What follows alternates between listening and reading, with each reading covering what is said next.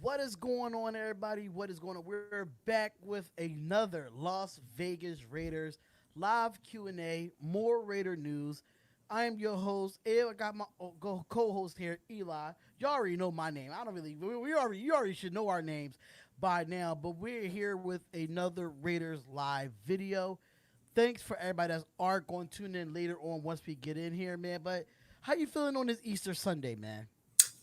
Hey, listen, I'm feeling lucky that I can hang out with you and everybody here on the chat. My wife and I had some dinner. Still sequestered down here in South Carolina for a bit, but I think for everybody that's in Philly and other cities, it's less scary and creepy down here. So we're going to stay here for as long as possible. To be honest with you. Yeah, I could completely understand. It's just getting outrageous up here up north. It's just getting outrageous. It's getting to a point where like people just really need to stay their behinds in the house. What's going on, Cody Johnson? Cody Johnson. What's going on, Butcher's Block and Patriots Talk? I will have Butcher Block and Patriots Talk on here tomorrow. We'll be talking Raiders and Patriots mock drafts. Just to collab with other people. Um, because I respect his channel, he respects mine, so that's why I really want him to come up here, talk his Patriots, but I'm gonna talk the Raiders at the same time. If you are available, to get on us tomorrow, just let me know. If you want to get on tomorrow with us, so we could talk more about because the draft is less than 2 weeks away. It's So I can getting give here, you some man. Pretty information on it. crazy. Yeah, it's pretty crazy. But without further ado, we're just going to go down the line of top to bottom of the actual topics that we have for tonight. You said term my audio is pretty low. Let me double check that. Give me 1 second here. My audio shouldn't be as low for some reason. Let me check my audio real quick. I'm glad Butcher's Block said that because I'm like turning up mine on my computer here, and I'm like, yeah, it's could be a little bit louder. How's does that? Let me just check on YouTube as well. That's way better. That's way better. For me, yeah. I don't know, Butcher's. How's that sounding, pal? Oh, okay. So I probably got to be a little bit closer. Yeah, so when I know when it's time for you to talk, I know that I have to like mute my mic because of the echo. Because I know we do have an echo. So with that being said, let's get straight to the news that we have. And the first one is the Raiders 7 round mock draft with trades. Now with trades, this is going to be very interesting. I've seen a few Raiders mock drafts with trades.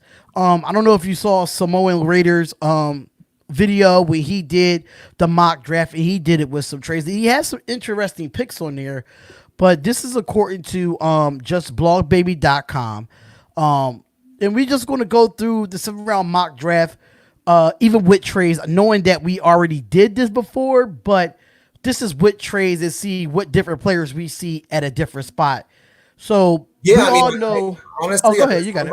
I looked at at the draft, and it kind of covered. I mean, it hit all the bases that I think that we've been talking about. We'll dive into it, but I was pleased if the draft goes anything like this. I think we'd be all pretty pleased about it.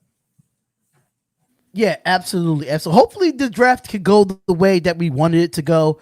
But according to, Just Ball Baby, and I know I seen it in the Philadelphia chapter for, the Raiders, that that they was suggesting that we go out and get Jerry Judy as the wide receiver if he's there. So according to Just Ball Baby, they does say wide receiver from Oklahoma, CD Lamb.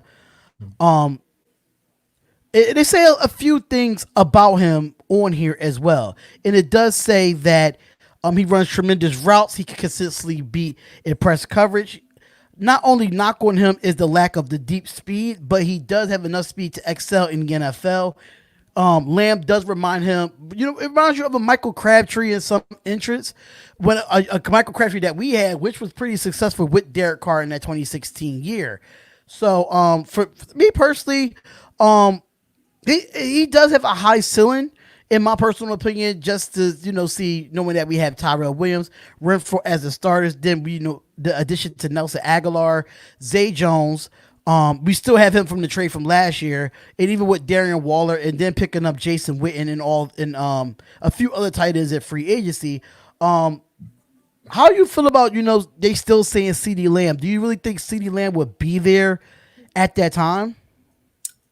I think, and again, we've said this before a couple times, but I think that it's like a 1A, 1B scenario. I think anybody, some people, you're either a Lamb guy or a Judy guy. I think some people really like Ruggs. There's some people that like Higgins. But usually with that 12 pick, you're going CeeDee Lamb or Judy. I like Judy just because his specialty, what they really like about him is his route running is the tops in all of the entire draft. I think that that's going to fit perfectly with John Gruden's timing and sophisticated offense. But if you end up with CeeDee Lamb, his playmaking ability is fantastic. They're both great wide receivers. They're both going to help the Raiders next year. And I could see them, I could see them both equally the Raiders equally benefiting for both of them.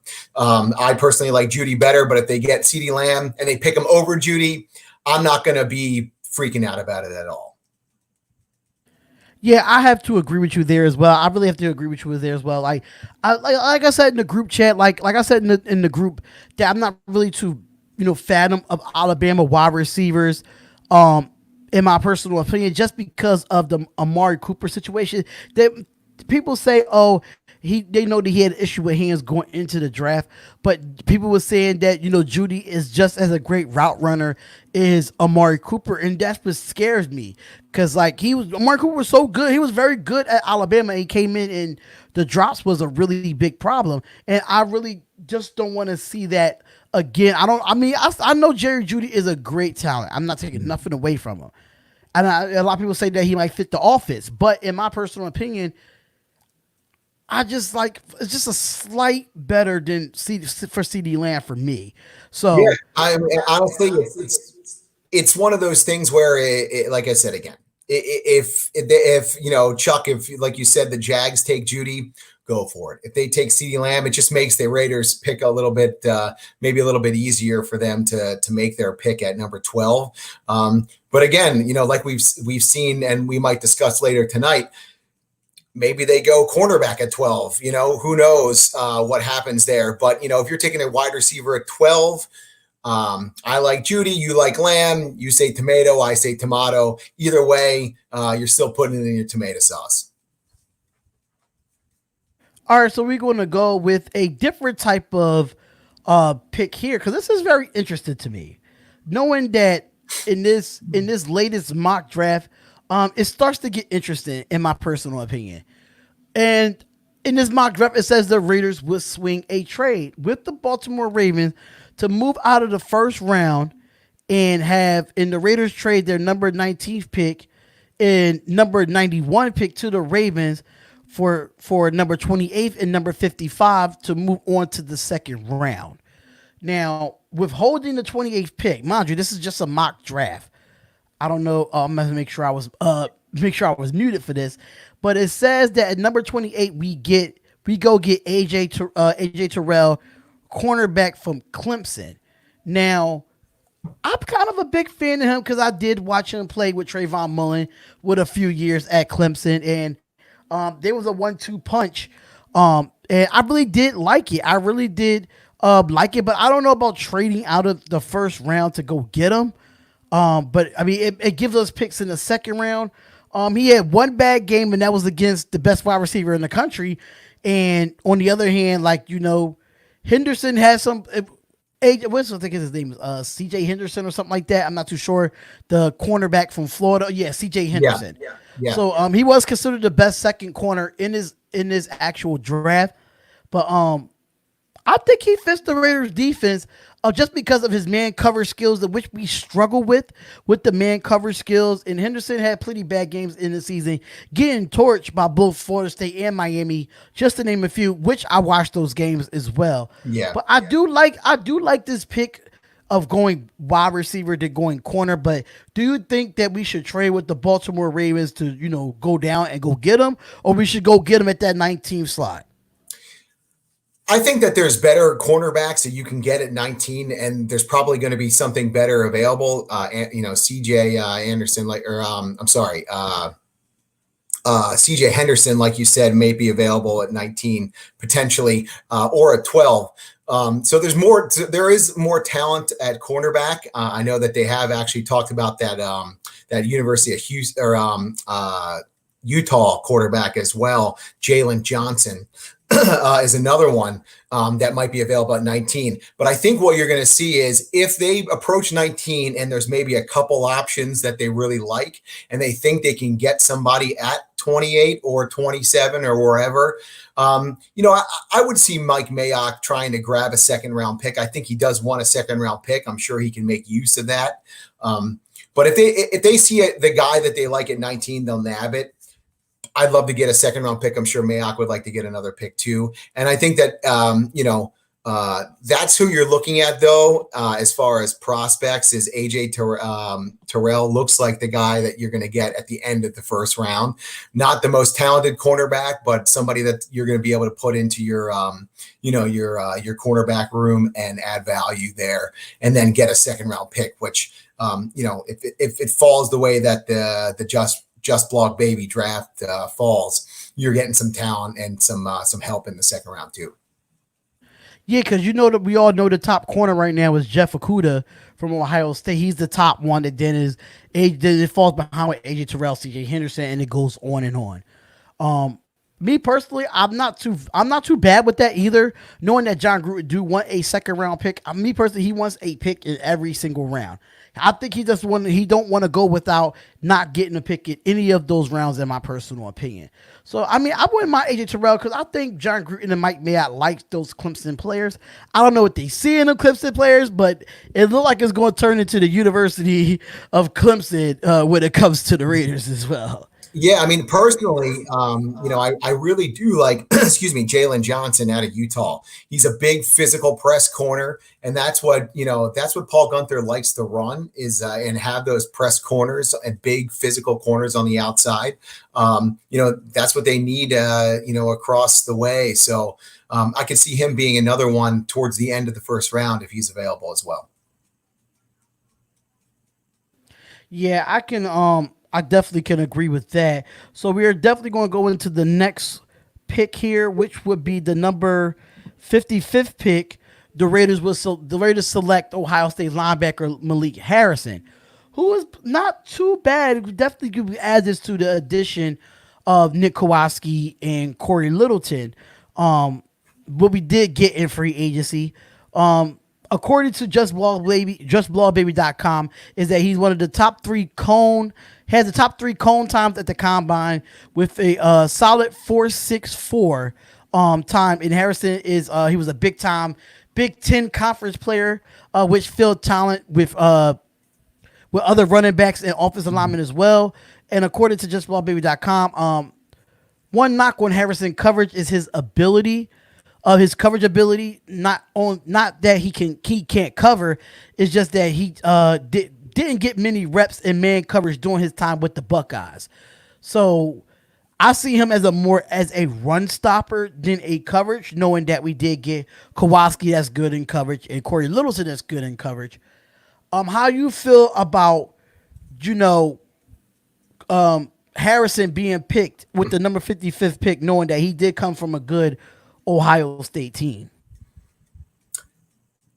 I don't know if I like the pick, and this is why. I think that he is an old school 4-3, run stuffing linebacker type. I was talking to a friend that actually is a really big Ohio State fan. He's high on him as a good overall linebacker, but you're seeing that less and less in the league now, right? You're seeing guys like Littleton, guys like Kwiatkowski, who are going to be, your two linebackers. You're pretty much going to be running in your base defense at this point, right? You're not even going to have three linebackers the majority of the time. And if you are going to have three linebackers, one of those guys is going to be, put his hand in the dirt or be on the line and rushing the quarterback. So if you're going to go after a linebacker in the second round, it's possible you might be able to get one of those, one of those top prospects actually. Maybe not, obviously not as Isaiah Simmons or Queen, but perhaps even Murray drops down to the second round, or Zach Bond out of Wisconsin, and that way you can maybe beef up your pass rush and your edge rusher at the same time in the second round. I could see them doing something like that if they're gaining a second round pick, still getting value in the end of the first round at a position of need like cornerback. I can see them going for a splash with somebody like a pass rushing linebacker or an edge rusher in the second round.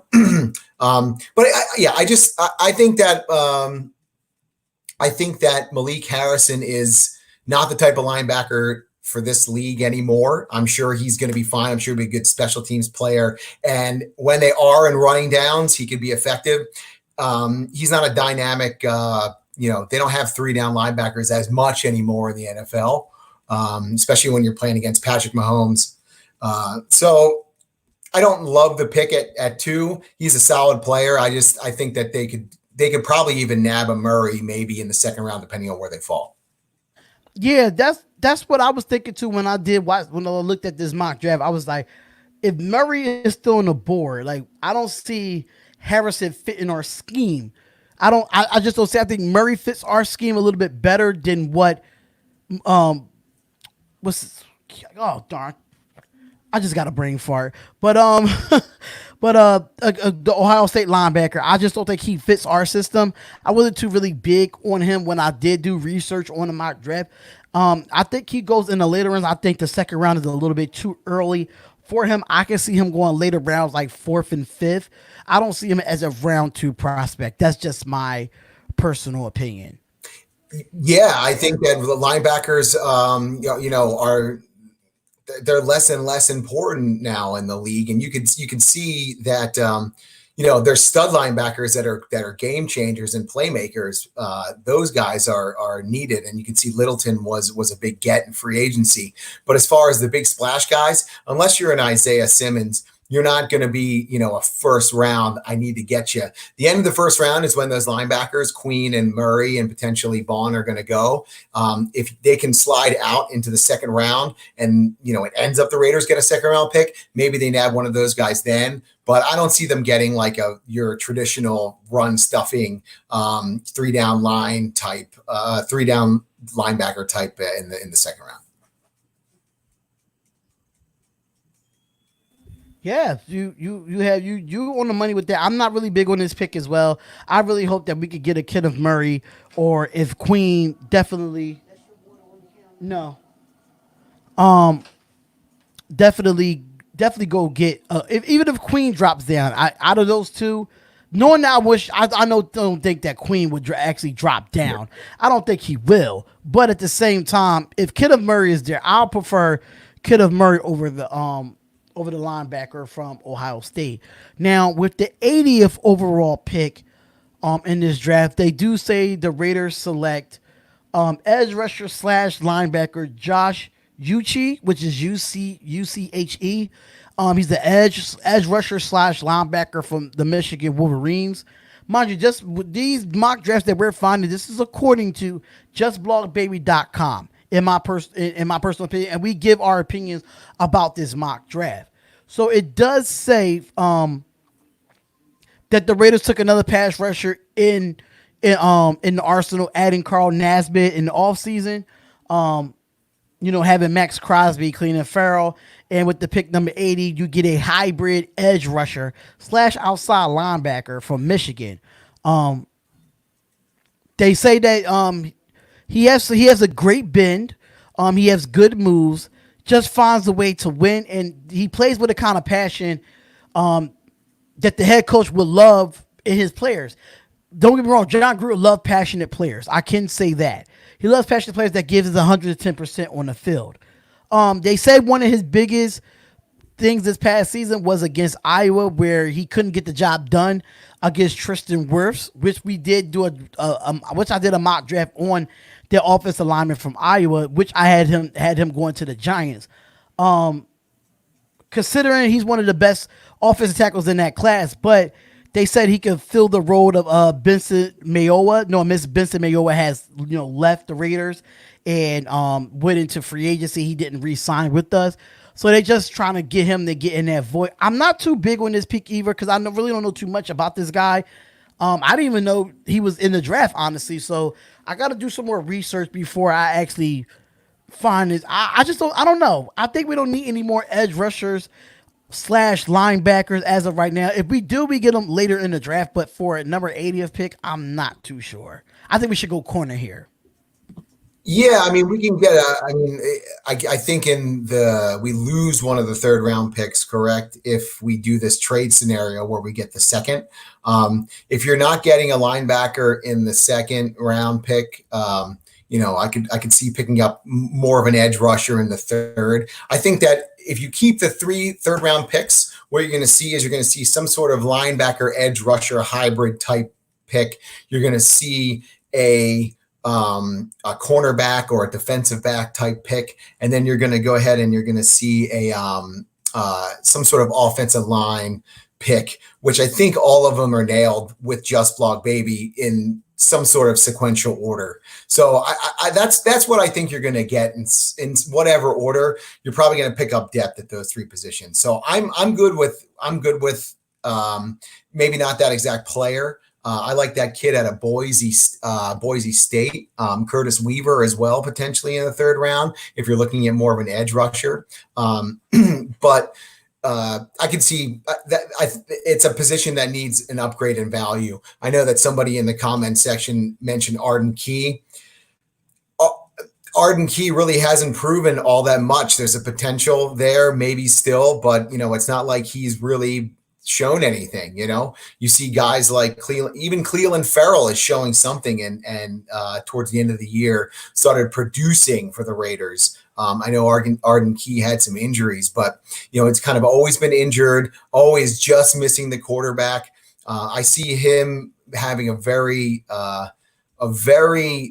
short leash this year, and if he doesn't show out in camp and he doesn't show out in the preseason, he could end up being off the team by the beginning of the year. So I do think they're going to add some more depth at the pass rushing positions in the draft. And plus, it helps out with the rotation as well, knowing that we can keep our linemen fresh, knowing that in no crucial times, if we need a stop, they'll be fresh, and that rotation would definitely help. But with Arden Key, I'm right there on the money with you with Arden Key. He just haven't proven anything since he came into the league, and I don't know if he's taking it actually serious enough, knowing that he's been losing his spot the last couple of years to a Max Crosby and Cleveland Farrell, knowing that they've been getting the most of the reps. He just haven't improved to me. I think this has got to be a year where he's improved and be a part of that rotation with Nesbitt and the other edge rushers that's going to be coming out of the draft as well. Yeah. All right, so we'll go with the number third. Well, we're still in the third round with the number 88th pick. And this is a pretty interesting pick. They say that we want to get Amik Roberson from Louisiana Tech. Now, this is an interesting pick because I heard about him, but like he flew under the radar in some instance. But they saying that according to Just Law Baby, I don't want to take this and make it seem like this is the information. This is the information that we're giving to you. It says currently we hold the number 81 pick overall selection, but in the mock draft they swing a trade with the New Orleans Saints for the 88th pick overall, as well as adding a 4th round pick. So that pick will come at 130. So they now hold the 121st pick and 130th pick in that round. Now, with this pick, the Raiders they say they want to get Amik Roberson here at number 88. While he has not played at a powerhouse program in college, he has everything you look for in an NFL quarterback, according to JustBallBaby.com. He said he ranks amongst the top in every category by Pro Football Focus for cornerback prospects. ranking above the top prospects, Jeffrey Okuna and C.J. Henderson in some categories, and Robertson, I'm sorry, has a tremendous value in this late in the draft. Why does he fall this far? Because he's 5'8", 175-pounder who did not play at a big program. Throw on his tape, but however, watch a competitive, quick-footed, festy cornerback that could learn how a veteran could be a veteran, a year or two being behind LaMarcus Joyner. From there, he could possibly be a blossom into a starting slot slash nickel corner. How do you feel about this pick here? Well, that's your cornerback right in the third round that we kind of talked about. So, yeah, I mean, it's somebody like him who can, spot Joyner as a nickel cornerback. He has the skills to do that. Joyner didn't really impress all that much at nickel, and who knows where he kind of goes next year if they continue that, putting him at that position or moving him to free safety. He's a talented, addition into the back end. I wouldn't dislike that pick, even if they pick a cornerback in the first round. I do think that they'll probably try to add another one in the third. Only concern I have about this pick, because he didn't play against a lot of powerhouse schools, knowing that he did come from Louisiana Tech, but he's 5'8", 175 pounds. He's going to have to bulk up a little bit more to, be physical with these big wide receivers, or these stronger wide receivers that we do play against, even if they are in our division or not. So if we do get him, he's only got to at least bulk up at least 200 pounds, at least 200, because he's only 5'8", and I understand there's a lot of small corners that do well in his league, but I think him being, short and being 175, I think he just need to improve on just bulking up a little bit if he wants to play against most of these receivers in the league. I mean, listen, he tested well. A lot of people think that he has the skills. He's not a big guy, but, he's got good ball skills and good instincts, apparently. So, I've never been, a Temple alum and a Temple football fan. I've never been shy about, smaller schools and non-Big Five school prospects. If they're testing well and they're playing, especially in the Senior Bowls and the All-Star games at the end of the year, if they're putting their work in and they look good and the scouts, see something, that's for real. They went to a different school and they excelled there. If they still have the talent right now and that's what scouts see, I believe them. And I think for a third round pick, I think that that's fine. All right. So we're going into the next picks here now, which is the 121st pick. Remember that if we look at this, with this pick, I love this pick. I've seen this on Samoa Raider mock draft as well, but it does say that mind you, like the Raiders, we struck gold last year in the 2019 draft, where we got that draft pick from the Khalil Mack trade. And you end up getting Josh Jacobs, was one of the best picks that we had last year. So in this rookie season, this is going to be a little different. And that's just my personal opinion, because in this 2020 draft, we add another bruising back at this 121st pick. And that's A.J. Dillon from Boston College. And I watched this guy play all last year. Don't get me wrong. I watched a lot of the top guys play. But when I say if you want a bruiser and if you want a person that could be just as powerful as Josh Jacobs, it gives Josh Jacobs a break. This guy, A.J. Dillon, is what it is. And he's physical. He's a freak of nature. He hits the hole hard. As a running back in this draft, he was behind a massive offensive line, which we have a great offensive line as well. I think the Raiders get this as a steal, knowing that Jalen Richard is returning. Josh Jacobs is still, we got him last year, and, having AJ Dillon back there brings definitely a solid addition to the running back position for us. Now, if Josh Jacobs is like, he need a gas for air, he need to take a break, put him in on majority of some of those drives. So I love this pick here at 121st, getting AJ Dillon from Boston College. How do you feel about this pick? Man, I love AJ Dillon. Yeah, just like you, I watched him a lot. Playing in college, playing against Temple, and playing against some other East Coast schools around here. The guy is a beast. I've said it a bunch of times. John Gruden loves to run the football. He loves the power game. I don't know if AJ Dillon is dynamic enough for a John Gruden offense where he's going to be able to be effective out of the backfield. It's something that John Gruden, really wants out of his running backs is to be able to be involved in the passing game. But from just the running standpoint, he's the kind of guy looking at like Derrick Henry type that you can just pound and pound and pound. I mean, obviously he's not as talented and fast as Derrick Henry is, but he's the type of running back where you just hand him the ball. I mean, the guy's he's like 250 pounds almost or something like that. He's giant. And, come from Boston College, a big running football team. I would like to pick in the fourth round. I think that's a lot of value, and I think that they're going to pick a running back at some point around that area anyway. And if it was him and John Gruden would just like somebody just to pound the rock and not really be involved in the passing game, he would be good. I think that John Gruden is going to put a lot more emphasis though in pass blocking and pass receiving when he gets that running back though. Yeah, I love this pick, knowing that I come from an era of downhill running, because when I played football, I was that type of downhill runner. I wasn't really big out of the back, like catching the ball out the backfield, but I just love downhill runners. It just gives you that old school feel that you don't have to be finesse all the time. You can just run through linebackers and demolish corners when you get to the out, like on those stretch plays, on them outside plays. It just give me a memory of myself. It's this. So yeah, AJ Dillon. I hope we could definitely get him at that pick, even wherever we get him in the fourth round.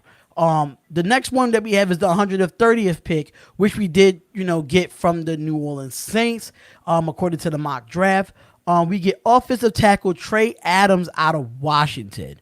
Now, I don't know why we end up picking him. I did watch him at the combine. He did have a real terrible combine. He had an awful 40 time. A leak from his. I just don't understand this pick here. I mean, the guy, he's talented, but he had injuries with Washington, and I just don't see the pick here. I don't know if we should go offensive tackle here, but no, I just don't see it happening. I don't like this pick. I think we should go a different route here. I'm not too sure where we should go with this pick. Probably another corner or a linebacker, or probably another wide receiver that will probably drop in the draft. So I really don't know too much about this kid. From what I've seen and what I've heard and what I've read, I'm not really too big on him. I think every draft you're going to pick an offensive lineman. You're going to probably try to get some depth there. I still think, my boy Matt Hennessy is a guy, in the fourth-ish round, if he drops, that I would love to see to kind of tailor as a backup to when Rodney Hudson goes away, and have to be kind of an interior offensive line backup. But yeah, I mean, I can see depth in the offensive line here. Or like you said, a project wide receiver that, flashes something, and just isn't kind of a complete player. I can see that being the case too, in the fifth round. But, you're at this point now, you're getting to be the fifth round. You're just looking for quality depth. Yeah, around that time, you're looking for quality depth, but I just don't know if this guy can stay healthy. That's my only concern with that kid. He stay healthy, knowing that we had problems on the offensive line of players like Gabe Jackson not being healthy as well. So I can understand from your point of view as well. So we could definitely get into the fifth round pick, which is, this is pretty interesting. I'm kind of surprised by this one here. This pick is definitely the one kind of unique to me. Kenny Robinson, who spent last season playing in the XFL, but he's from West Virginia. Now, he's an all around safety prospect with the Raiders needing all the competition they can in the secondary to look for Robinson as a solid addition to the roster, according to JustBlawBaby.com. Now, Robinson is a great cover safety that was usually primarily as a free safety, but he needs to work on his tackling ability. He can spend his first year behind Demarius Randall, learning behind veterans like Jeff Heath, Eric Harris, and Jonathan Abram or Abram. I don't know how to pronounce his name. But how do you feel about this guy here? Because I know he's a young defensive back. Also only an XFL prospect. He ended up not playing for the XFL. Because of unusual circumstances, which they don't really have no information on. But Robinson still had a year left of eligibility, leaving West Virginia. However, he decided to go out for the XFL League instead. He was one of the rising stars in the league before the coronavirus hit. So, how do you feel about this guy, about this corner? I think it's interesting that he's available and you can draft him from playing the XFL. I do remember people talking about him when I saw a couple games. I think again he would just be, he would be good depth for the position group. They need it, defensive back, whether it be cornerback or safety. They do need bodies, and I think that he deserves a shot, and I think it would be a cool story as well. I think it would be an interesting story knowing that he did go out for the XFL and end up not finishing out that season because of the coronavirus hit. And that's what really sucks about that, because he could probably go undrafted and still make a team if we don't pick him there. So it's pretty interesting to see. Hopefully, we could pick up some of these guys. Some of these guys I kind of disagree with, some that I don't. But how you feel about this mock draft overall, knowing it was different from the last one that we did? Yeah, I'm interested in the trade scenarios. Obviously, it gives us some more capital to kind of utilize. I agree with some of the position groups mostly that they're going after, and the concepts that they kind of have filling the cornerback position and defensive back position, as well as some edge rusher and the running back position. But I don't agree with all the actual picks, but I agree kind of with what they're trying to fill and need. But like somebody said too, Mayock and Gruden are going to be tough to kind of track when it comes to who they're going to pick. I think that everybody nailed Josh Jacobs last year, but I think this year that pick is the wide receiver that they're going to pick. But other than that, it could be anybody. So the trade scenarios, that's fun to kind of mess around with, but who knows what's going to happen with that. But with what they got, I don't mind the picks. Yeah, and I think it's pretty different from when the mock draft that we did. And I love doing different mock drafts, getting different scenarios, because you just never know what John Gruden or Mike Mayock do. Like last year, that death pick that we got from Cleveland Farrell, a lot of us didn't really think that we was going to get him at that spot. So I didn't. Yeah, so we just didn't. We just don't know what the Raiders is going to do. But that is the 7th round mock draft. As what we saw, that was according to trades. So I do want to get into the Derek Carr situation.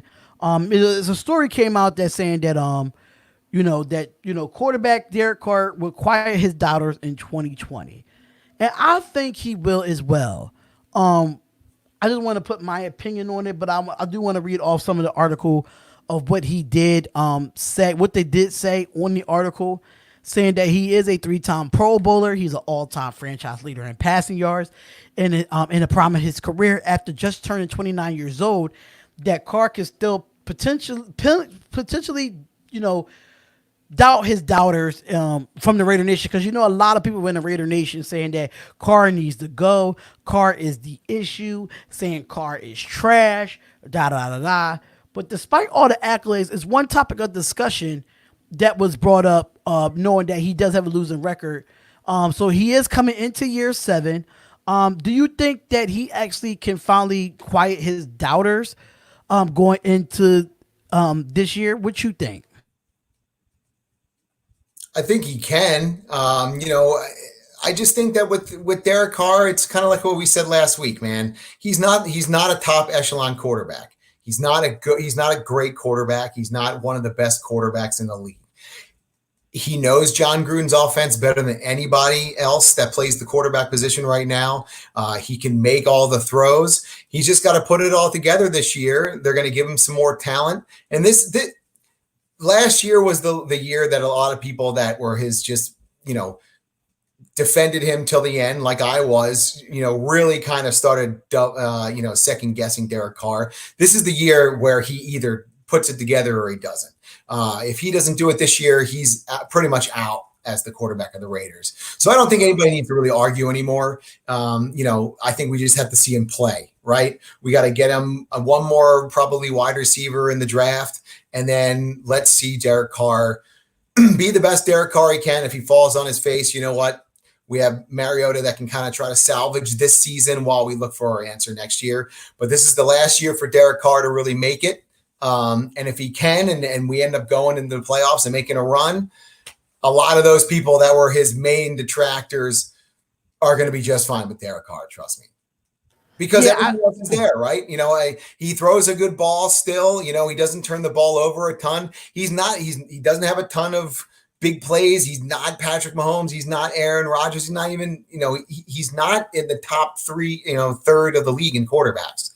But he can win. The Raiders can win with him if they have better defensive play and they execute on offense. They can win and be a winning team with Derek Carr. I actually agree. I think it's a make or break year for Derek Carr. Derek Carr right now, he's 39-55. And in his career as a quarterback, honestly, that's the second most ever for a quarterback through 6 seasons. He never appeared in a playoff game, but we all know why, because he broke his leg back in 2016. We knew how that happened. We all knew that he threw for 4,000 plus yards last year, 21 touchdowns, 8 interceptions. He posted a 70% completion percentage, which was second in the entire NFL. Knowing the fact that the Raiders did go 7-9 overall last year, we did remain competitive through the season, and it did prove from a 4-12 season in the previous year. So me per se, I think it's a make or break year for Derek Carr, and he needs to show that he is the number one guy, because you could come in now and Marcus Mariota could take your spot. So Derek Carr, I think you got some pressure under you, knowing that it is going to be a quarterback competition in training camp. Finally got some competition for the first time in the 6 years that you were there. So Carr, it's just make or break for you, buddy. That's just what it is. It's make or break, because if you don't at least get us to, I'll say like a 10-6 record, I think people are not going to settle for 8-8. I think they won't settle for that, knowing that we won 7-9 the year before. I don't think that people are going to settle for anything less than the playoffs and, maybe a run this year. I think everybody kind of talks about Carr, Carr's performance and Carr being able to perform well and play well. Derek Carr can play well. It really is he a loser like he has been his entire career and losing games, or can he be a winner? He's never really been a winner. John Gruden is putting together, and Mike Mayock are putting together a winning football team, and a team that necessarily you don't need the most talented quarterback to lead and to win football games. You just need a winning quarterback. You need a guy with guts. You need a guy that can make plays and that can stand in there and do what it takes to win a football game. And that's the thing I think that most people kind of are questioning, and I'm questioning the most about Derek Carr now is, do you have the guts? Do you have the will to win? And we'll see. Yeah, that's one of the biggest things for me as well, because I've been defending Carr for the last 6 years. I've been defending him and defending him and defending him. Now he just has to prove it and go on and do what he has to do and try to win games for us. And it's playoffs or bust. It's playoffs or bust for us. But so I want to go into another topic, because I know Carr is usually was the biggest topic in the off season in general, But I want to go in a different route now. I want to go in a different route. Now, this is the best. Our Ed Zeppelin, keep your comments for almost at the end of the show. I am looking at them and I am typing them as we speak, so I make sure we'll have that there. But the Las Vegas Raiders, the 5 best defensive tackles ever taken in the NFL draft from us. So, did you actually look at the list? Yeah, I looked at the list.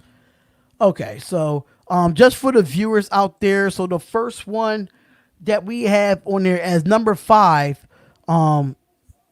okay, what did it just happen to my thing?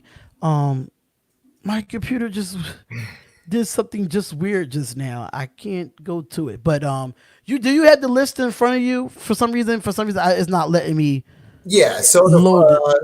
wow, actually, I think it actually might be the site because I just went tried to go on it too and it timed out. Let's Okay, see. so I mean, we could go back to it if it does pop up. We could definitely go back to it as well. But it is a few. We could definitely go back to that topic if we do get that. But darn, that's probably part of the website as well.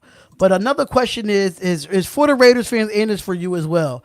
Should the Raiders double up at cornerback with the number 12 and the number 19 pick? For Darion, for what it's worth, man, I think that I remember what they all were. Do I?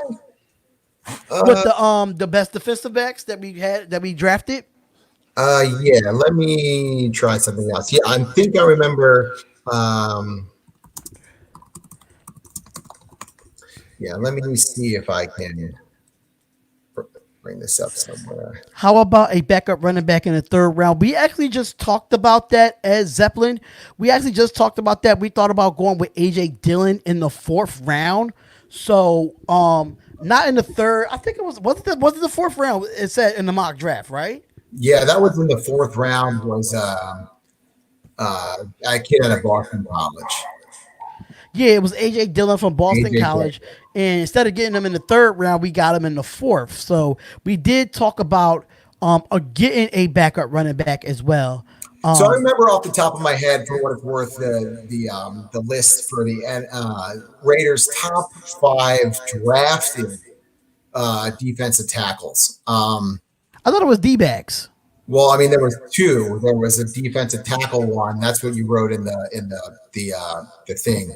Oh, the defensive tackles, not the. Oh yeah, it was defensive tackles. That's my fault. Yeah, it was defensive tackles. I mean, just running through them real quick. The first, I remember number 5 was Dan Birdwell, who a lot of people that are on this don't remember watching him because he was from not even the 70s teams. He was from the 1960s Oakland Raiders teams. And he was a part of that famous 11 Angry Men defense of that 67 championship team, which ended up playing and getting blasted by the Packers in the Super Bowl. But he was, one of those just rugged 60s Oakland Raiders, super tough guy. Wasn't even the craziest, toughest Oakland Raider, but he was definitely one of the stalwarts of that defense. Number 4, I believe, was Scott Davis from the 1988 draft. He is one of my favorite Raiders, actually, ever. LA Raiders.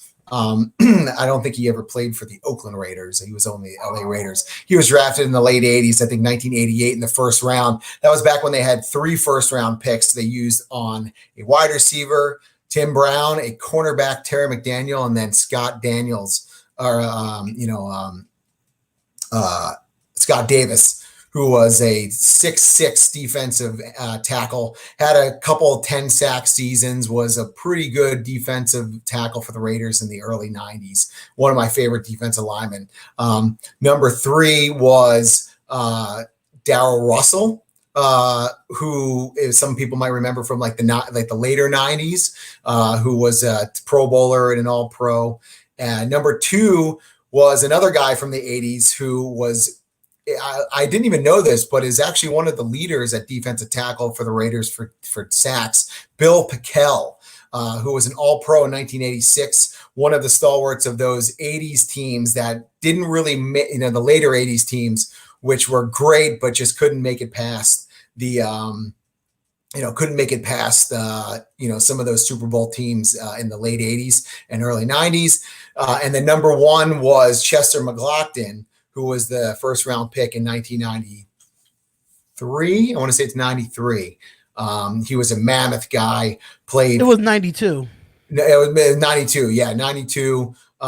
It was a mammoth guy, all pro or a Pro Bowler for a few years. Ended up playing for the Chiefs at the end of his career, but had some really great all pro seasons with the Raiders. And those were the five. He opened up a cold one as well. This is my LaCroix. He opens up a cold one as well, but yeah, most of those you got those right on the money. Like your memory's really good. I wouldn't be able to remember. I wouldn't be able to remember any of those at all. And you was the only one I didn't watch was Birdwell, but I remember, one of my we talked last week, or maybe it was the week before, about our favorite Raiders of all time. And you remember I had that Ben Davidson jersey. So Ben Davidson was another 60s Raiders defensive lineman who was one of my all-time favorites. He was in Conan the Barbarian, crazy dude. But he was probably the most iconic of those defensive linemen. But Birdwell was definitely a major piece of that. But I never got to watch the 60s, obviously Raiders. But I definitely got to watch very closely those guys from the 80s and 90s. And those were some really special talents. Yeah, I think for Birdwell, it was Dan Burwell, right? Yeah. It was the 1962 AFL draft. Yeah. He was drafted, probably one of the first Raiders, drafts, but one of the first handful of drafts. I think I remember what happened was that was back when the AFL and NFL were drafting players simultaneously, and seeing who could get who in the league. So he was drafted by both, I think it was the Detroit Lions in the NFL and the Raiders in the AFL, and ended up playing all 8 seasons of his career in Oakland. Okay, so there were the 5 best defensive tackles taken in the NFL draft for the Oakland Raiders, now as the Las Vegas Raiders. And this next question was really more for you, because I don't think we should do this, but should the Las Vegas Raiders double up at corner in the first round? Should they go 2 corners for 12 and 19 if it does not give a trade, and then or if we trade back and get some wide receiver or something of that nature? Me personally, I feel as though we should go 1 wide receiver, 1 corner. But do you think they should double up at corner in the first round? I tend to agree with you. There was the question about, would they double up on wide receivers? I think that there's such dynamic wide receiver talent in the first round this year that if you did that, it would be, it would certainly be interesting to see, but it wouldn't be a head scratcher. No one would be blown away if you picked 2 wide receivers in the first round. I just don't think, outside of Okudah, I don't think that the cornerback talent is that strong in this first round where you really need to go get both of your cornerbacks. I do think that you can go ahead and spread the wealth a bit, get your number 1 wide receiver in this first round, either at 12 or at 19, and get a cornerback with your other pick. And that's all I really had for you there, because honestly, that I kind of disagreed with trying to double up at corner in the first round, knowing that it's deep in every round, but it's kind of like thin in some instances for the cornerback position, because most of these corners that's coming out of the draft is more project than instant starters or instant impact for defense. They got to sit at least 1 or 2 years for them to actually see the field with most of these cornerbacks. But it's been some talks around the draft as well, where the Las Vegas Raiders general manager Mike Mayock wants to get into the second round, and he could find a partner in the Los Angeles Rams. Now, the Rams is already decimated with all these trades that they're doing, getting rid of all these big contracts like a Brandon Cooks and Brandon Cooks going to the Texans. That was one of the breaking news that's passed this past week. And the Texans, I don't know what the heck the Texans are doing either. That's another story for another time. But potentially, for what I see, currently the Raiders, like it says on the actual notes here, we have the number 12th and 19th overall picks in the first down, but do not draft again until the number 80th in the third. With knees on both sides of the ball, the Raiders could choose addressing two knees in the first down, but trading down to make more sense probably at this point. Now, that's what it's saying here, what I'm reading. Now, the Los Angeles Rams recently traded away Brandon Cooks for a second round pick in 2020, giving them two, but they may be on the market to try to trade up in the first round. It says that the Raiders do not have, I mean, the Rams, I'm sorry, the Rams do not have a 2020 or 2021 after sending veteran big name players packing in process of a rebuilding roster for the Rams. It does say that they might give up one of those second round picks to the Raiders, saying that the Las Vegas Raiders hold the number 12 pick as they could be in line to get an explosive playmaker at wide receiver. But that pick at number 19 is up for grabs. In fact, they may be able to move down to the mid 20s with that selection and sending that pick to the Rams for multiple picks.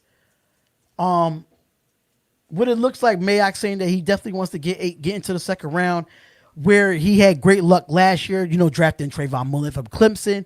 The Rams are a team to watch on draft night. Maybe Mayock and company could swing a deal to give them more draft capital on day two.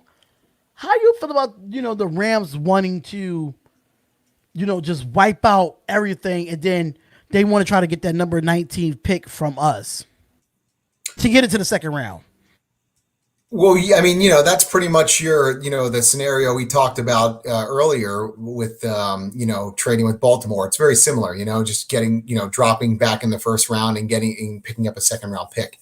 I believe that's what they're talking about, correct? Getting a second round pick and getting the first round pick of or is it multiple picks from? So What are what they is saying? say, They so get our number 19 pick, and we get their first round pick and a second round pick. Yeah, so it's saying because they don't have no first round picks at all. So Mm-hmm. they the two second round picks that they got for Brandon Cooks from the Texans, they was going to trade us those two second round picks for our number 19th pick. Yeah, I mean, I could see that happening if the guy that Mayock and Gruden want is there at 19. I'm going to go ahead and say that they probably will take him. But like they did say, they're not wrong. Mike Mayock loves that 60, or like 40 to 60 range, 70 range guys, in the second, third round. So, I mean, he might like that value a little bit more than a 19 pick. If they don't have exactly who they want at 19, I'm sure Mike Mayock would love the two more picks in the second round. Yeah, I can see that happening, but it really depends on how the draft shakes out. Mayock has some leverage, though. He does. Yeah, I don't mind it either. If we do trade back to get two second round picks, knowing that we still have three third round picks, I'm absolutely fine with that. I think that even with those second round picks, we could still go get a Kenneth Murray, knowing that he might drop depending on what the Rams do at that number 19 pick. Knowing they did lose Corey Littleton to us, so they might move up and get a linebacker at that number 19 pick. You just don't know with that. But I wouldn't mind having two second round picks and then having three third rounders, and then we go on from there. It's going to be a really exciting draft day. I'm so bummed that it's not in Vegas, because with all this potential, intrigue happening, if it was going on when we were down there in Vegas and it was in front of the home team crowd, that would be really special. But hey, yeah, there could be some fireworks and Mayock could be going guns blazing. Who knows? Yeah, so we'll definitely see about that. Hopefully the Rams, I would love to see that. Who is your favorite prospect? We'll definitely get to that. Make sure you keep that question with us by the end of the. And then we just want to get through these topics so we can get to your questions. Let's talk about it. I know there's not really nothing that is really important with the Raiders, but it's saying that the Raiders finished at number 5 in jersey rankings according to Sporting News. I I don't don't buy know it. about. I don't buy it. I don't think there's a better. I don't think there's a better uniform in the entire history of the world than that silver on white 1960s Raiders jersey. I don't think there's anything better. And that regular silver on black jersey with the silver helmets. There's nothing better. The Raiders have the greatest uniforms in sports. I know that in that article they mentioned they should really change their aways to being that silver on white. The those throwback uniforms. I love them. They're my favorite uniform in the whole world. I think my next Raiders uniform I'm going to get, I'm probably going to get something custom with that on it. But yeah, number 5, no way. They're number 1. I don't buy it. They're number 1.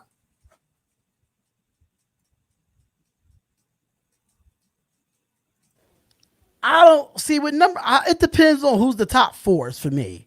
Like who's number 4 after who? Like I don't who care. do they put in front of us? Like that's what I'm just like. I don't see it on the article or what other teams that was in front of us because our uniforms are legendary. They are very legendary.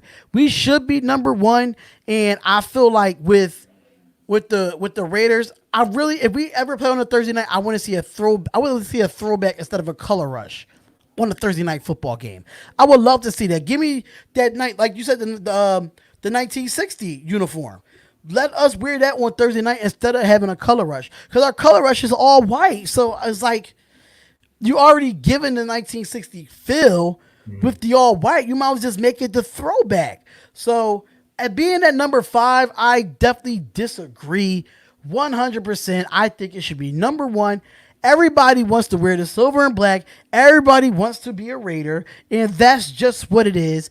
And I just want to know who was the other 4. I would really love to see who was the other 4 because Yeah, I don't know. yeah, I don't know. The thing about it is they didn't. I mean, it says according to Sporting News, but I'm sitting here like you didn't even put the list out. So for y'all to say it was number 5 and you don't put the other lists out, it doesn't make any sense to me at all. It doesn't make any sense to me at all. But let's go into the next news here that the former Raiders running back DeAndre Washington joined the rival Kansas City Chiefs. I am over this right now. You could have went anywhere else, but you decide to stay in the division and go to the Chiefs, the Super Bowl champion Chiefs. I am very disappointed in this move. How do you feel about this? I think anybody that goes to the Chiefs from the Raiders is a total knucklehead. I mean, I hate it. When Marcus Allen went to the Chiefs, it ripped my heart out. Uh, McLaughlin going to the Chiefs, I think I soured on him by then. But if you end up going to a division rival, I mean, granted, trust me, don't get me wrong, I loved Bill Romanowski when he came over from Denver. I liked some people coming over to the Raiders from the Chiefs and the Broncos. But if you go to the Chiefs or you go to the Broncos, that's just sacrilege. You can't do that. Once a Raider, always a Raider. But for a little while, don't blow my phone up, man, because I'm not answering your calls. Get out of here. Right. And I was just like, I was really like, I was going to make a video about it on here, but I decided like, you know what, let me calm down because I'll make a pissy video about that because we're rivals at the end of the day. So it's like, as a fan, I didn't want him to go there. You could have went anywhere in the AFC but in our division. I wouldn't have minded if you went to the Coast. I wouldn't have minded if you went to the Texans. I don't mind if you went to Green Bay. I'm fine with that, but you did it in our division. I just kind of felt like it was a slap in the face, and it's gonna be he's gonna be a running back by committee again. Like you could have went somewhere where it actually had a running back need. That's just my opinion on DeAndre Washington. According to Ed Zeppelin, he said the Cowboys was one with the jerseys, Green Bay. Then it was Green Bay. And then he forgets after that. The Cowboys does not have better jerseys than us, and Green Bay definitely does not have more jerseys. Green Bay's jerseys look like vomit. They are terrible. They're terrible. It actually looks Green like and yellow. it looked like broccoli and cheese mixed in a pot. That's Get exactly him what out. it looks like. Get him out of here. Terrible, terrible. And of course they're going to say Dallas Cowboys because they so called the Americans team, which they haven't been to the playoffs in who knows when. We've been to the playoffs more than the Cowboys did. I'm just going to be honest. So that's another story for another time. But knowing that we have some sad news in football as well. The XFL shuts down the entire season, the inaugural season, and due to the coronavirus crisis. From what I'm hearing, that there will be no more XFL even next year. From what I've heard, that it will not be a season next year either, which is sad to hear. Vince McMahon, I understand that you want to focus on your WWE brand, but you had something going with the XFL. You had something going. You was getting the ratings. You was getting the television that you needed. You went into contract with ESPN and FS1 to have this league and it not be known for entertainment purposes. You actually had football players. So for the XFL to shut down, what are your thoughts about this? I mean, what else can be said? It's just a product of the times that we're in, man. I mean, it's really unfortunate because, like you said, this was a real product that I think, it was polarizing a bit. It certainly wasn't anything like the last go round. I think that a lot more people were accepting this as a viable second league to the NFL and a viable thing to watch and bet on and follow. I know that, my man PJ, from Temple, got himself a job out of it, which is great with the, I forget exactly where he went, but Carolina. He went to Carolina. Yeah. He went with the Panthers with his, old coach, Matt Rule and PJ Walker. And I wish him luck. So I'm sure there's going to be a lot of people that got themselves jobs out of their performance, that's going to sign as an unrestricted free agent, before the season. But yeah, it's a real bum out, man. I mean, that's just like a lot of businesses around here that things are kind of getting shut down. And, it's a fledgling business that didn't have the backup and the money that the NFL and some other sports leagues have. But everybody's going through shit now. It sucks. Now, I could understand that you ended the season this year because of the coronavirus. I completely understand that. But from what I'm hearing is that they're not trying to bring the XFL back at all. I'm not understanding that, Vince. What was the point of bringing the XFL back just for you to cancel it? Like, I know NFL, NBA, NHL, they all having their issues too with the coronavirus. But the XFL was something refreshing after the Super Bowl. We had more football after the Super Bowl. So for you to it just sucks that you just don't want to bring the XFL back at all after the coronavirus. I just don't understand it. What was the point of putting all this hope and all this hype into a league where people actually was watching it this time for you just to cancel the XFL in general? I don't get that at all, Vince. I'm sure it had a lot to do with money and sponsorships and just the inability of, I'm sure they put a whole lot of effort and a whole lot of money into making the league go. And they didn't have the cash to pay the players and everybody, without getting income from the games happening. And now they don't have the startup capital to do another season. Who knows if they would have actually been able to do another season, even if they would have been able to run through their entire first season. That's what happened the first go around with the XFL. So I don't know. I don't think it's anything, that Vince McMahon's doing incorrectly or that he botched or that he's making a decision. I just don't think that they, because this happened, they don't have the money to do it. So it's a shame, but.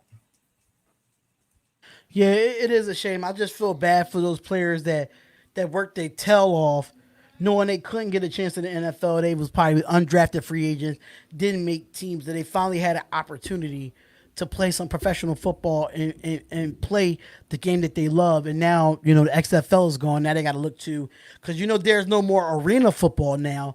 Now they got to look to Canadian football. So it's kind of messed up for them. So we wish the best on everybody that was playing in the XFL.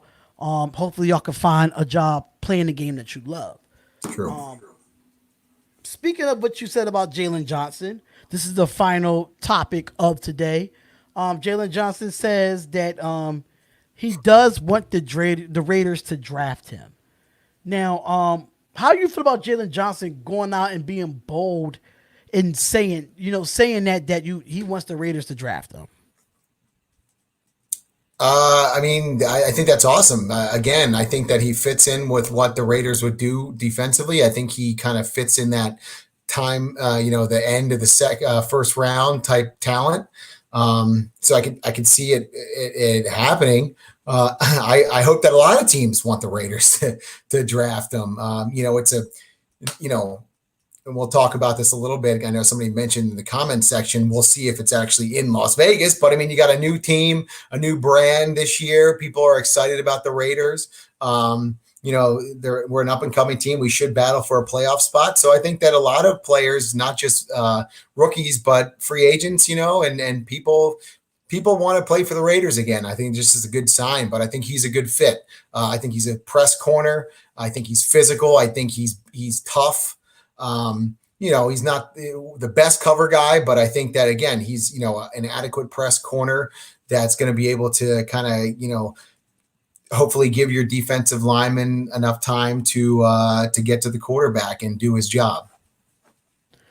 Yeah, I definitely agree there. I really like Jalen Johnson, knowing that he's 6 foot tall, he's 193 pounds. He does fit. He does fit. From what I've seen with him at Utah, because I know Utah had a great year last year. He does fit Paul Gutner's defense. And, I mean, he's tough. He's physical.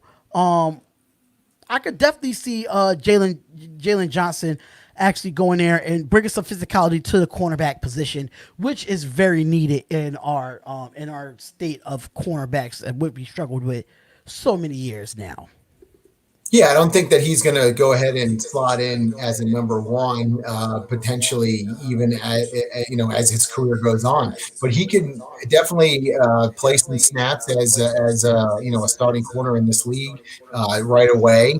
Add to the talent in that cornerback group, and potentially be like a number two cornerback there.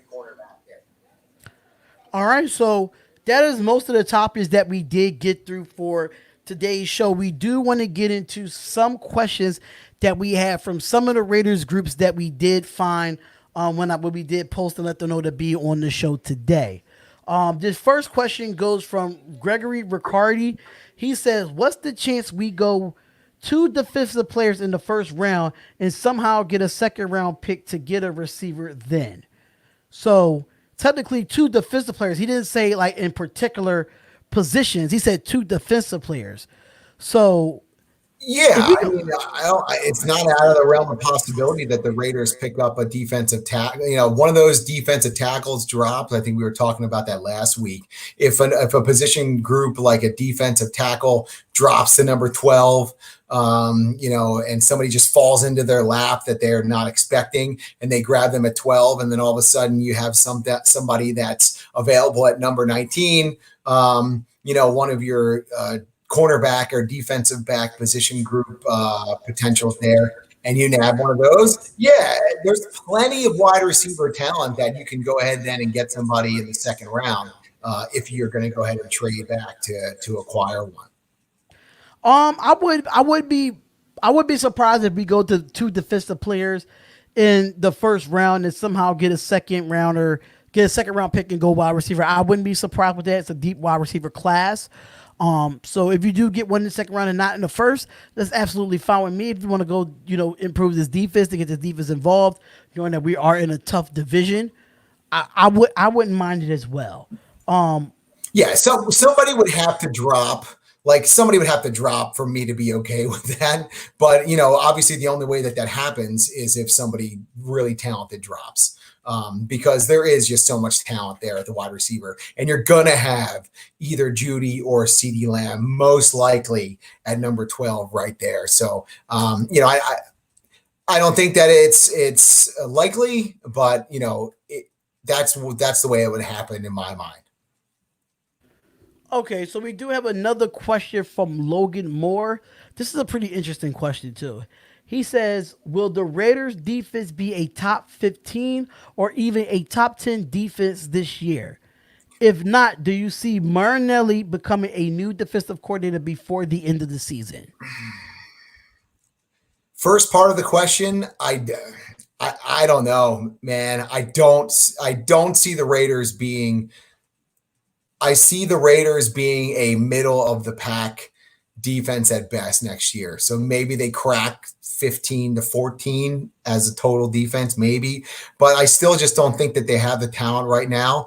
I don't personally really like Gunther as a defensive coordinator. Um, and he hasn't proven anything to me, to be honest with you. If he can pull the strings and make it a top 10 defense, then you're going to see him again next year, more than likely. But if he doesn't and the defense struggles continue, even with adding the linebackers and adding probably cornerbacks in the draft, yeah, I could see Marinelli being the defensive coordinator next year and no longer having Paul Gunther. Honestly, I wanted to get rid of Paul Gunther last year. I That's wouldn't have just been. I wouldn't have been shocked if it happened. I don't. I didn't think it was likely, and I thought that Gruden would give him a little bit more time because they just didn't have anybody at linebacker, especially with Vontez Burfict gone. They just didn't have anybody, and they didn't have any depth. So this year is just like Carr. Like this is the year that Gunther needs to put up a defense that can be at least a middle of the pack defense, because there's been so many years over the last handful of years that if you have a middle of the pack defense, it's probably a playoff team. If you had a middle of the pack defense last year, this team is in the playoffs, and maybe they're winning a playoff game last year. So they damn well better be a middle of the pack defense next year, or else, yeah. I do see Marinelli getting the reins. yeah, I could actually see him getting the reins. Actually, I wouldn't mind him being the defensive coordinator. I just don't see nothing in Paul Gunther's defense that really impresses me. Just because we didn't have the play, like we didn't have the playmakers. Sometimes it don't actually be the players; it be the scheme. Sometimes some players just don't fit the scheme that Paul Gunther's has. But with Rob Millinari, you see that he brought a lot of Cowboys players over to that defense on the defensive side. So those Cowboys wanted to play for him. That's just my personal opinion. There's no way we pick up all these Cowboys players on the defensive side and they don't want to play for Marinelli. Yeah, It just make any sense to me. I agree, and I think that listen, you can't say that Mayock didn't go out and Gruden didn't go out and say, hey Paul, you know what, we know that your cupboard was bare last year, man, you get a pass, but we're bringing in a lot of bodies. Maybe there's not a ton of high end talent, but you got guys like Littleton, you got guys like Kwiatkowski, you got guys now, Nassib, and some guys that can really give you depth on your defensive line. They need to, he needs his scheme to work this year, and the Raiders need to have a good defense. Okay, and we got one from the Silver and Black Lounge Act. I don't know if you saw it because I found it on the YouTube comments. He said, "What's your thoughts on Lynn Bowden?" I don't even know who Lynn Bowden is. He's a wide receiver. Out of Kansas or Kentucky or something. I think it's Kentucky. I think he's like a bigger wide receiver, kind of almost like a slot guy, maybe. I honestly don't know much about him, to be perfectly honest. So I'm sorry. I don't have really a lot of insight, to be honest with you. I know that I saw him by looking at the wide receiver core, but I do know that, he's one of those guys that I'm sure you could pick up in the third round that'll drop down to there. I don't know if he fits Gruden's offense and he's dynamic enough to be able to pick it up, but, I think that he was a great, he was a very good college wide receiver, and I think he's fast. That's all I really know about him, to be honest. Yeah, I really don't know too much about Lynn Bowden either. You gave me some research to go look him up and see what type of player he is. You say he was out of Kentucky, right? I think so. Now you got me. Uh, Now you got me looking at it. Lynn Bowden. Yeah, yeah, he's out of Kentucky. Yeah. Silver and Black Lounge X said, look him up. He's a gadget guy. Kentucky. Yeah, he is Kentucky. Okay. Cool, cool, cool. We'll definitely look into that Silver and Black Lounge Act. Please subscribe to the channel if you're definitely new to the channel. Subscribe to the channel because we'll be doing this every single week. We have one more question from the group chats that we had on Facebook where Angel Chavez says, when will they get rid of that trash quarterback Derek Carr? Oh, maybe he's about to say David Carr. Jesus Christ! But we touched on this, Angel, and we touched on this and said like this has to be the breaker, the make or break year for Derek Carr. It has to be the year for him to take this team to the playoffs and be that leader and be healthy as well. So I Yeah, mean, for what it's worth, too, Angel. Like honestly, I don't think he's a trash quarterback. I don't think he's a great quarterback. I think he's a solid quarterback. I don't even wouldn't even say he's a good quarterback at this point. He is a fine quarterback, and he can run John Gruden's offense fine. Let's see if he can have the sack to really take this team over the hump. yeah, absolutely. Because I just feel like I've been like I told you earlier, we've been defending him and defending him and defending him because there's been injuries and other stuff as a reason why he couldn't do what he do. But this is a year that you're going into your seventh season, and you gotta flip that win and loss column in the career. 39 and 55 is not really good in the first 6 seasons of any NFL quarterback. That's the second most in the first 6 seasons. So Derek Carr, yeah, I mean, I don't think he's on the hot seat, but I feel like he has to improve this year. Yeah. All right, so Junior says, any news on Gabe Jackson? I haven't heard any news on the Gabe Jackson trade.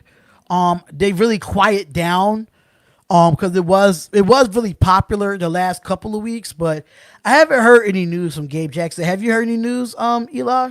No, I haven't. And I said this last week. I honestly do think that they're going to continue to move on with Gabe Jackson. I think they got some of their targets in free agency. They're still under the cap. Um, I think that with a healthy Gabe Jackson and everybody else healthy in the starting five offensive line, I know that everybody makes a lot to do with how much money is invested in their offensive line. But if you're not spending money on your offensive line and protecting your quarterback, which is your biggest asset on your team, what are you spending it on? So if those guys stay healthy and they all play up to their potential, that's you could have 3 Pro Bowlers on your offensive line. So I'm fine with that for this year. Let's see how Gabe Jackson performs. Yeah, I can't. You said it right on the money for me.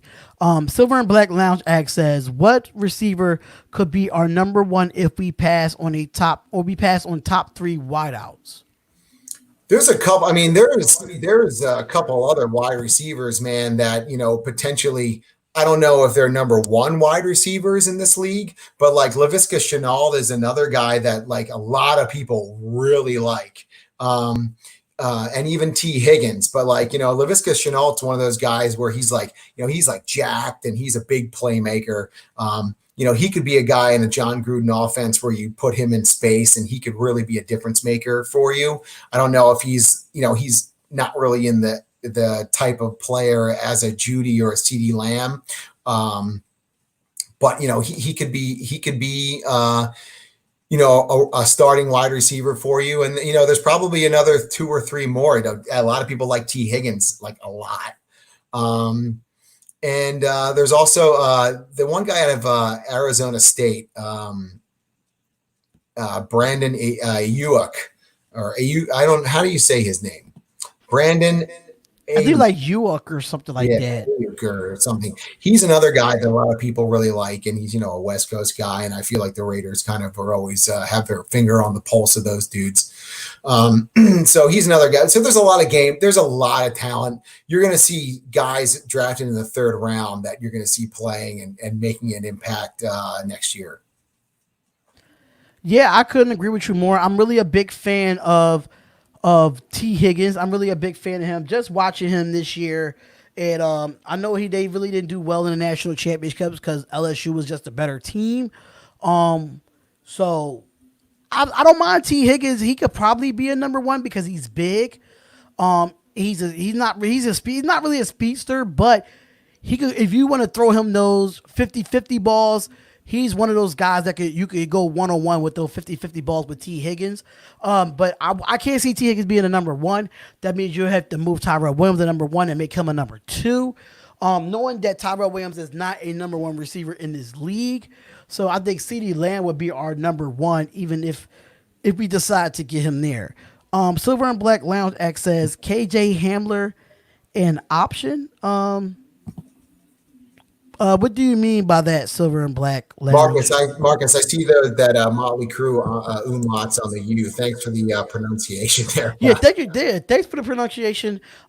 Definitely. But if you do have any more questions, let us know now before we end the show. We can answer all your questions for you. It's not really too much Raider news going around as much, knowing that the draft is less than 2 weeks away. And I'm excited for it. I'm excited what the Raiders is going to do, if they're going to trade. And we're going to have a lot of speculations going on is once we get down to the NFL draft. I'm pretty interested. I'm pretty intrigued on, with the trades that we saw in this mock draft. It's a possibility that they could actually happen too. Yeah, some of them can. I also saw something mentioned on the side note in the comments that I did read about today. Knock on wood that the season itself happens, but even if it does, there's now potential that the Raiders won't be moving and playing in their new stadium, in Allegiant Stadium, due to some delays from the coronavirus. I still think they're going to be able to get their shit together and get that thing finished. But they said that they're looking into potentially Sam Boyd Stadium in Vegas, which the UNLV plays football at. And I think that's an interesting proposal because if everybody remembers when they were talking about, where were they going to play while they were building the stadium, the reason why Sam Boyd Stadium was not able to house the Raiders was because it was not fit for wasn't up to spec for NFL. The NFL has what's the word I'm looking for? You need to be up to spec with the NFL Players Association and their security, and they weren't to have crowds at your NFL stadium. Well, I mean, at this point, we might not have crowds when the NFL kicks off. So Sam Boyd Stadium, could be the place where the Raiders start playing, the Las Vegas Raiders start playing their games in Las Vegas if Allegiant Stadium isn't finished on time. I kind of feel like they're going to be fine and they're going to finish on time. We'll still see if there's going to be fans there at the end of the day. But did you see they finally lit that thing up on the Strip? Man, it was one of the most gorgeous things I could have ever seen.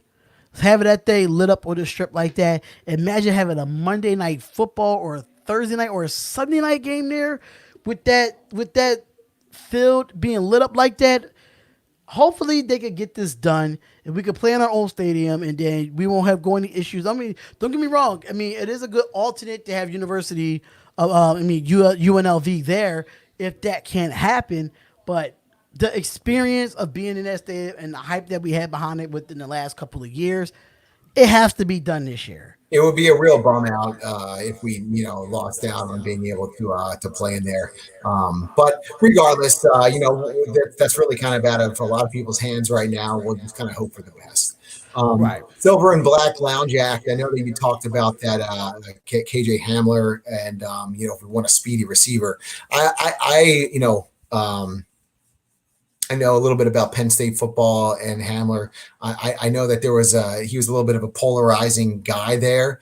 Um, uh, he would probably be a lower draft pick, and I'm sure that he would be somebody that could help the Raiders at wide receiver. I don't see him being a real dynamic starting wide receiver personally, but maybe somebody you bring in the mid rounds to to bolster the competition.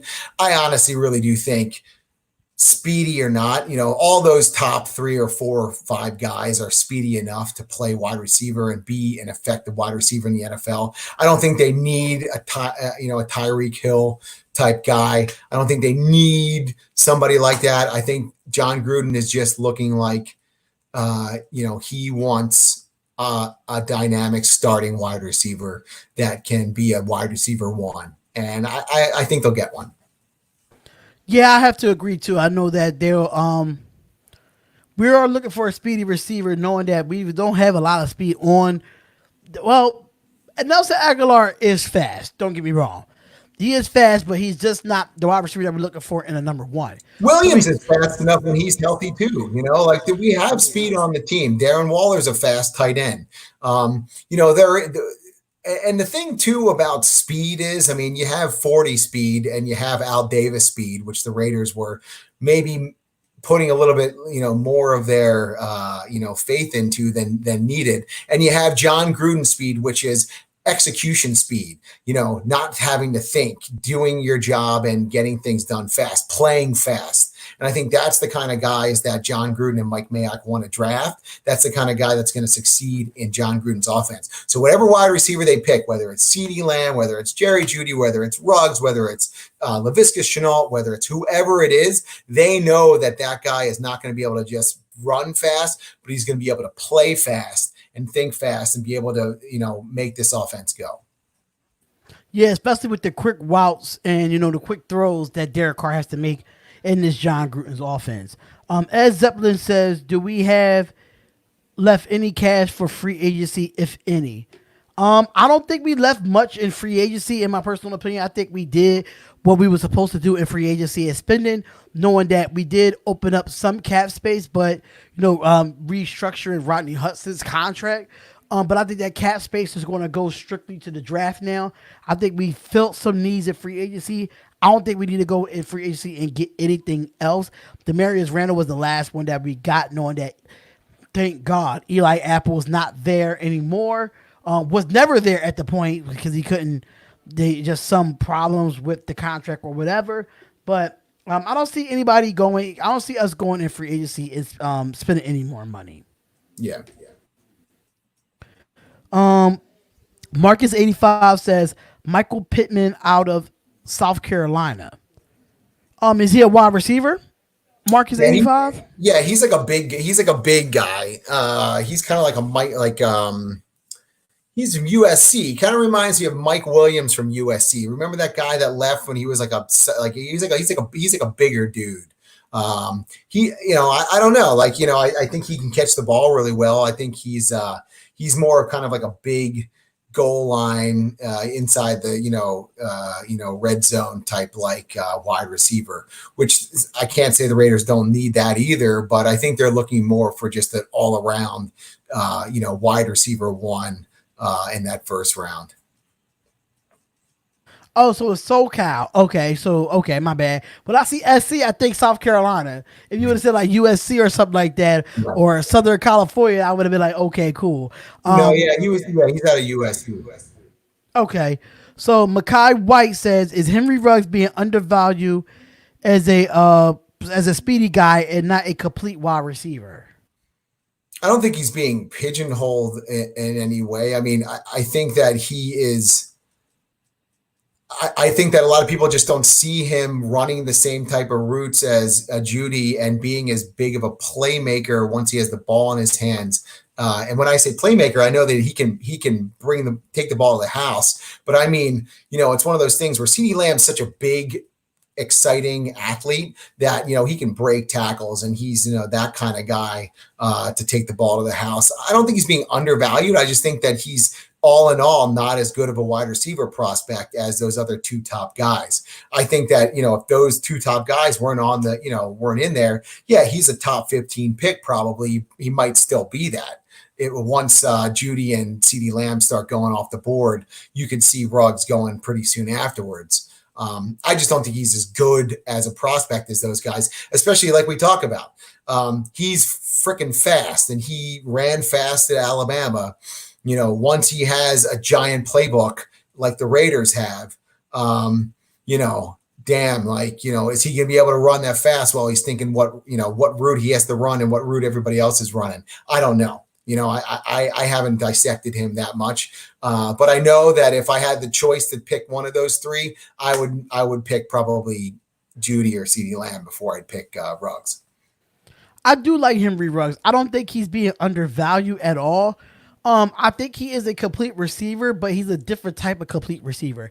He's not a Jerry Judy. He's not a CeeDee Lamb, and he's not like the wide receiver from Baylor, the big tall guy from Baylor. That's considered a top prospect as well.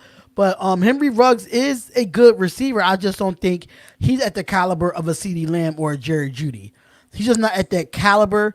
I can see him being at the end of the draft. I don't know about top 15, depending on what teams need at that wide receiver position if he fits their system.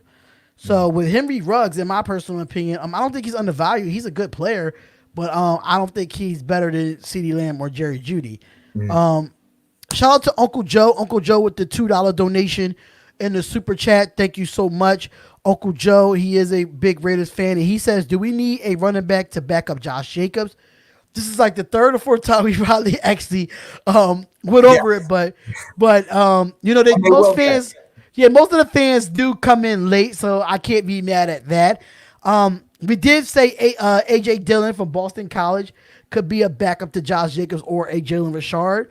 It just really depends on the situations or the gameplay where AJ Dillon fits in that. But I did say we do go out and get AJ Dillon in the 4th round. So I know if you want to reiterate it. I mean, I think I don't know if I cleared it up enough, but Yeah, I mean, honestly, I could see them picking somebody in the 3rd round as well. Like, if what's his name from Wisconsin, Jonathan Taylor, or somebody ends up dropping out of the 2nd round. I could see them getting somebody to back up Josh Jacobs. I wouldn't be blown away if they pick somebody, if they end up getting a 2nd round pick and end up picking one of those running backs with the 2nd round pick. I know that they're looking at what happened with Josh Jacobs, Uncle Joe, last year, and how they really struggled when he was not in the game and not in the offense. And they know that they need another dynamic starting caliber running back on their team to make John Gruden's offense work. Absolutely, absolutely. So, gotta go, Raiders fans. Thank you, Ed Zeppelin, for being in here. Hopefully that you actually subscribe to the channel. Thank you so much for being here. Makai White says Ruggs has 0 drops last year, led the NCAA in separations, and scored touchdowns 25% of his touches. He's fast and he's playing against college players, and he also, his team was 10 times better than all of the other teams. I'm not selling him short, and I'm not saying that those statistics don't mean anything, but think about who that guy is playing for. At least 3 games that he's playing absolute, trash teams, and then, the rest of the SEC. So yes, absolutely. Ruggs is a playmaker. He's going to be a 1st round draft pick. He's just not as good as those other 2 players. We'll see. My thing with Henry Ruggs is that he lines up in multiple spots on the football field.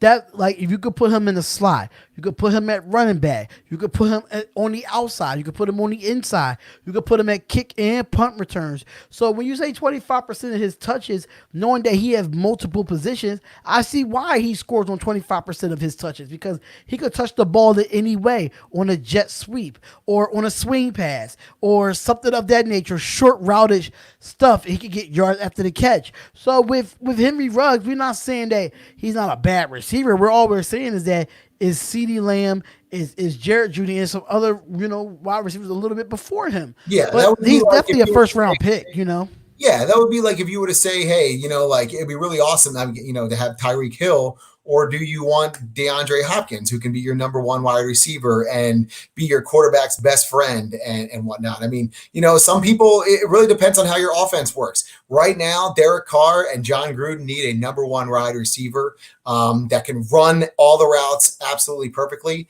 I think everybody that I know that I've seen write about and that I've talked to thinks that Judy does that better than Ruggs. And like I said, fuck it, they might pick them both, man. Like it's not out of the realm of possibility the Raiders come out with both those guys anyway. So it might be a moot point. But I mean, Ruggs is a talent, and Ruggs is going to be a playmaker for somebody. I don't see the Raiders picking him over CeeDee Lamb or Jerry Jeudy if they're both available.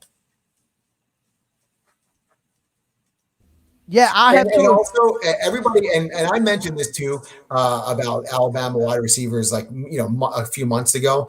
I get flashbacks from that too. I know exactly what you're talking about, but the thing is, Amari Cooper is spineless. The guy is a wiener, and I don't think that I picked, and he doesn't, and that was a thing that a lot of people said, that he didn't have the drive, and he wasn't really like a, take the game and put everybody on your shoulder and I want the ball. And, he never had that. Jeudy doesn't seem like that kind of guy. And I've never gotten any feedback to say that, oh man, like, he kind of reminds me of Amari Cooper in the way that, he's just very distant and takes snaps off and takes games off. Because that's the thing about Cooper. Cooper could be the best wide receiver in the NFL, and then 2 games you wouldn't hear his name the entire time.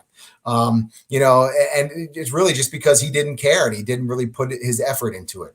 So I think that's, if you could tell me that Jeudy would run the same routes as Cooper did and just played in and out and was a dependable guy, that would be great for me.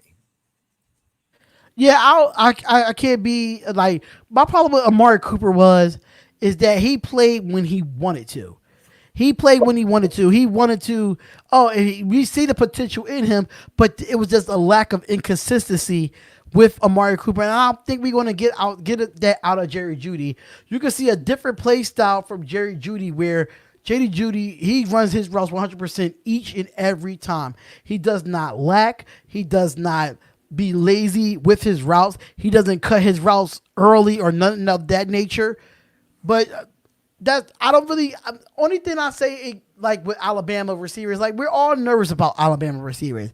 It's only a few Alabama receivers that came out and actually been really good. So it's like, yeah, if we have to pick them, then we have to pick them. But at the same time, I don't see the comparison with an Amari Cooper. I just see the success going into the NFL is the problem with me with wide receivers coming out of Alabama. That's the only thing.